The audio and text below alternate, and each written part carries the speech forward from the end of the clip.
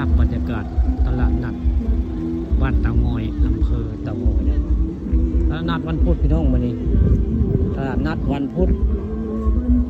บ้านเตางอยอำเภอเตางอยหรือว่าบริเวณพญาเตางอยบ้านเตางอยนะ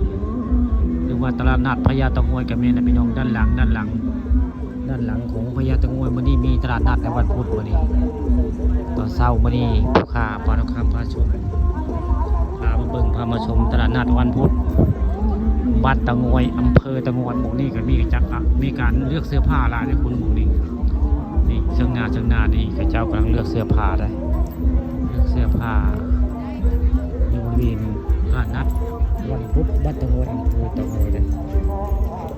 ผู้ค้าปานคำพาชมมาสวายทำไมมาสวายมาภาพบรรยากาศในงานตลาดนัดวันพุธบ้านเตางอยมาให้เบิ่งมาให้ชมได้มีขวานเนี่ยเครื่องใช้ของซอยมีขวานนี่เสื้อผ้านาเพ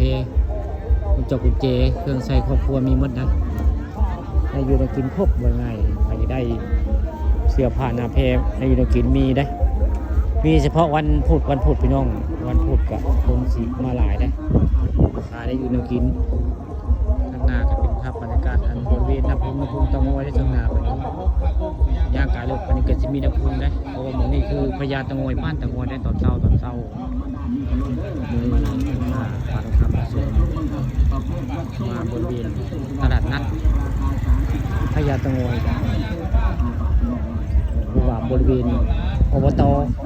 เตางอยอันนี้พุธนี้มีตลาดนัดได้บริเวณเจ้าสีมาขายของตลาดนัดวันพุธนี้จะรุ่งครับรุ่งขาดที่จะรุ่งได้ใจไว้ขาคันนี้จะรุ่งจะมีได้เขาขายจะรุ่งเขาขายขามีครบเลยนี่รุ่งเมื่อตึ้งเลยน้องนี่คือจะรุ่งชื่อแล้วก็พร้อมใช้เดี๋ยวนี้จะรุ่งตลาดนัดวันเตางอยพี่น้องคัก